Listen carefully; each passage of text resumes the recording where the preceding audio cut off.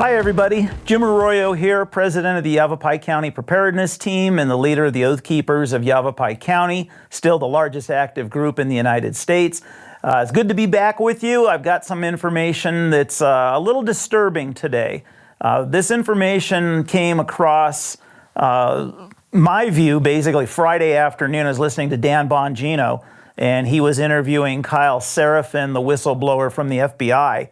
And this was the first I'd heard of this, and then I did a little research and second and third sourced it. Turned out this thing went viral. It's all over the internet. Everybody's talking about it. For you Trump supporters and those of us that voted for him twice and are going to vote for him again no matter what, the FBI has come up with a new acronym just for us special, and it is called AGAAVE. AGAAVE. And what that stands for is anti-government, anti-authority, violent extremist. Let that sink in for a second. Anti-government, anti-authority, violent extremist. This is a category of terrorism that was made specifically for Trump supporters and those who voted for him and right-wing conservative Republicans. And this is not a joke. This was put out on Newsweek. They called it a leak, but there's no such thing as a leak. The FBI puts this information out. Dan Bongino believes it's a threat made directly at those of us that are standing behind our true president. And this thing is designed to rattle some people's cages, because I've been hearing from folks all over for the last several days, very concerned about this, because it is a direct threat, and people are nervous and concerned that if they put a Trump sign in their front yard, the FBI is going to come knock on their door. And after what happened with the January 6th issue, where they are still making arrests of people who showed up there just to be at the speech, didn't even go to the Capitol, and the amount of prison time that these people are looking at for just being there, it's absolutely ridiculous. So what this is all about, I'm going to just directly link this to what is coming down the pike with our second Civil War. And every time I talk about this, people just get all frantic and up in arms and thinking that, oh, the Oath Keepers are going to start a second Civil War, or Donald Trump's people are going to start a second Civil War. That's all nonsense. As I explained before, civil wars are started by governments. They're not started by activists. Governments do stupid things like destroy economies, ruin the money system, go full oppressive on their people. That's what a tyrannical government is all about. And that usually leads to rebellion, and that sends you straight into a civil war. So again, we are not the ones that are planning on starting a civil war and mobilizing against the United States government. That is so asinine and stupid, I can't even explain it that way. The bottom line is, we are here to teach people to be prepared. And why do you need to be prepared? Well, we're going to go into that. Here's another piece of information that I think is another indicator that they want to lead us into a second civil war. This came from Dr. Mercola. And most of you are aware of him, pretty outspoken doctor on the vaccine issue. This is entitled AirVax, the latest mRNA delivered into lungs. And I'm just going to read you some of the highlights here of what this is all about. It says here that the story at a glance, Yale University researchers have developed an airborne method for delivering mRNA right into your lungs. So in other words, they're going to fly over and spray this stuff and get you vaccinated one way or another. And who knows what's inside of this stuff that's deadly. In a study on mice, the scientists created a polymer, nanoparticles, to encapsulate mRNA, making it inhalable. So it's already been tested. Researchers say this new method of delivery could radically change the way people are vaccinated, making it easier to vaccinate people in remote areas or those who are afraid of needles. With a straight face, they say this type of thing. You know, this is ridiculous. It goes on to say an airborne mRNA product could be used to rapidly vaccinate the masses without their knowledge or consent. So in other words, you just go out your door one day to go to work or go to the grocery store, and this stuff's sprayed in the atmosphere, and you're going to breathe it in, and you have no idea you've just been vaccinated and been impregnated with an mRNA vaccine that has been proven to be highly deadly. And they spend a lot of money working on programs like this. This is not anything they are thinking about as an experiment. They're planning on deploying this stuff against the American people and around the world. The last thing here, it says academic endorsement exists for the use of compulsory covert bioenhancements, including drugs and vaccines, on the public. The U.S. government also has a history of covert bioweapon experiments. All right? You can go all the way back to the Tuskegee Airmen. You can look at the vaccines that they failed with. You could look at all of the other experimental drugs they've tried on people.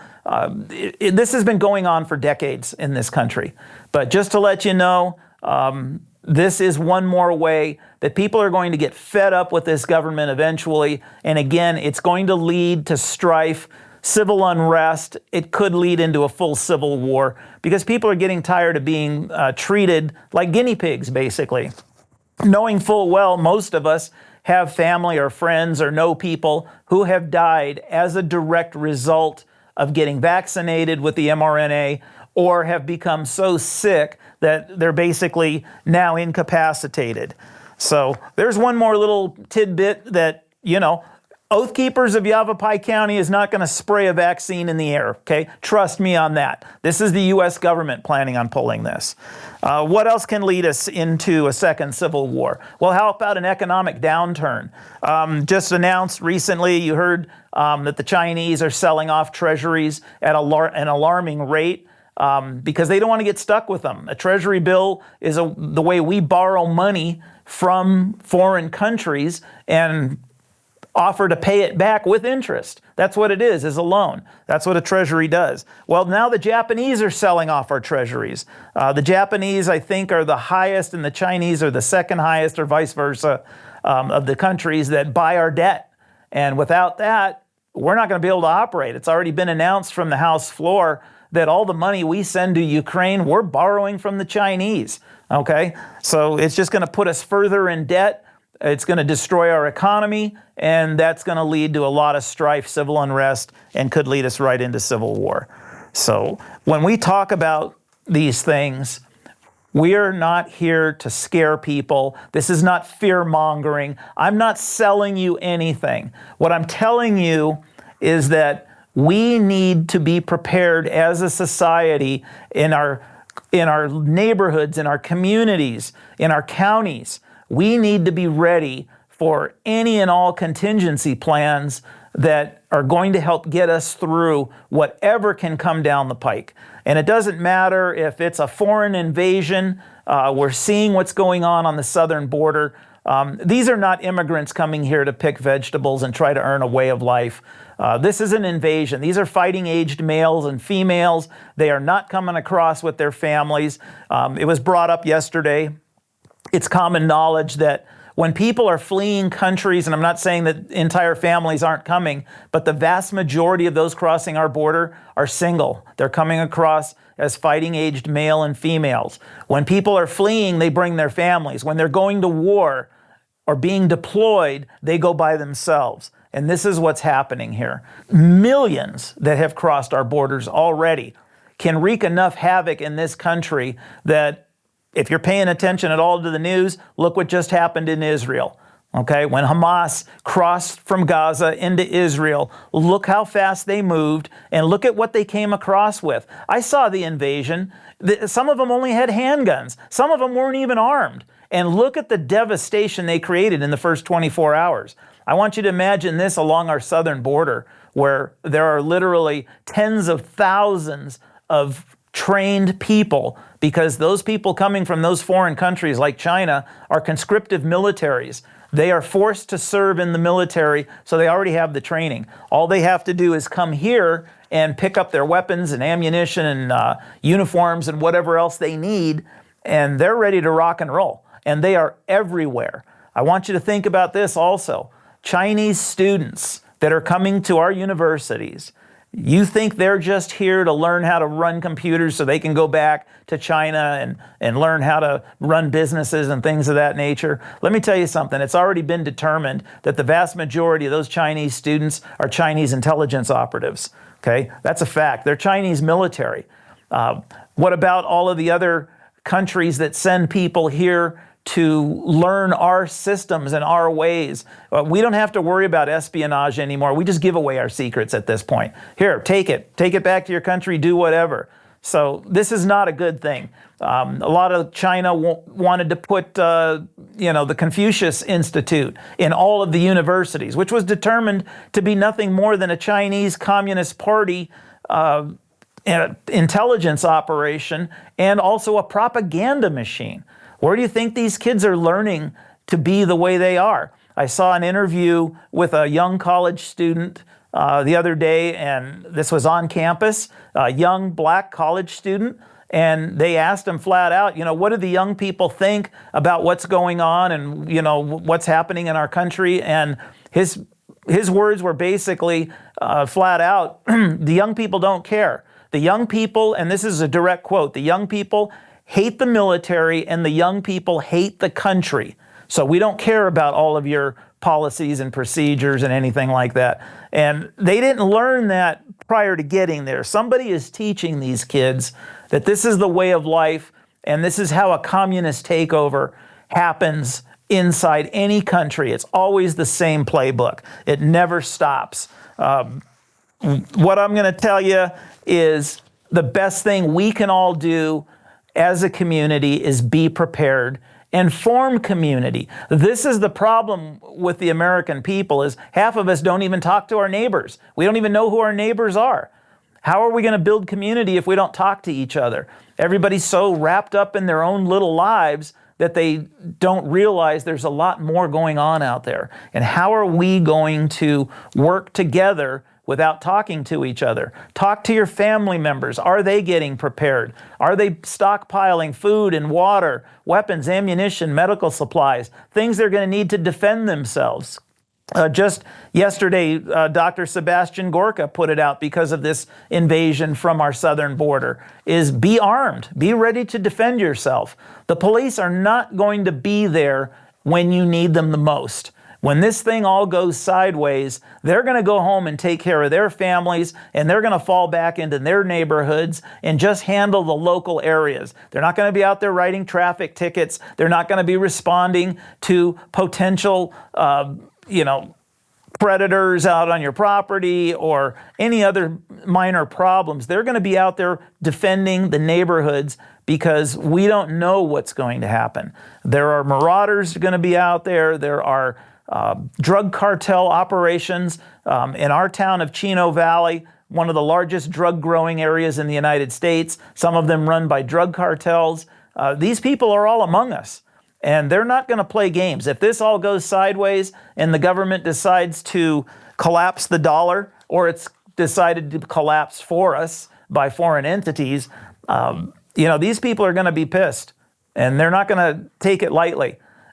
Trying to go to a central bank digital currency, that's a whole nother area where we've been discussing this for months in our meetings, and now it's in Congress. The Congress of the United States is not authorizing this. In fact, what's happening with the central bank digital currency is this is completely unauthorized. Only the Congress of the United States can change our money system, and they're not planning on doing it. But that is the plan. Banks like Chase Bank have already rolled out a test bed for retail, CBDC. The wholesale was rolled out first, which just allows you to do cross-border trading between countries to transfer funds back and forth. But at the retail level, that gets down into the social credit system, where Klaus Schwab of the WEF absolutely said, yeah, we need to follow the Chinese system. The United States government admitted we need to do it the way the Chinese are doing it. That's how a social credit score works. So in other words, you convert your money to a central bank digital currency, and then if you say something bad about the government, they suddenly will fine you and they'll take money out of your account. If you continue to say things about the federal government, they'll shut your account down and now you can't operate. So this is just a smattering of things that are already in the works, that are upon us. Places like Australia are already planning on going cashless, and people are not happy about this, especially the older folks. We're used to using cash to pay for things. I don't want to use my cell phone and have a digital account. That's ridiculous. So all of these things adding up, yeah, this is heading towards a civil war in this country. No two ways about it. No, I'm not going to start it. I have no intentions of doing any of these things. I can assure you our organizations are not involved in doing anything that's going to lead us into a civil war. All we're going to do is help those that are willing to listen. And if you're not willing to listen, that's fine. Don't come to the meetings. Don't get free training. Don't learn how to prepare to stay alive during this coming conflict. And that's all on you. All we can do is offer what we have, which is training and sources for logistics and just teaching you how to organize and get your communities and your neighborhoods ready for whatever is coming. Remember, everything we do is for natural and man-made disasters. Doesn't have to be a civil war, guys. It could be a hurricane, an earthquake, a tornado, any number of things, massive flooding, which you're seeing all over the world. So stand by, guys. Watch our videos of our meetings on our website, ycpt.org. You can go to MeWe.com and see a ton of information. We're there to help you. If you have any questions, give us a call or send us an email. All of the information's on the website, ycpt.org.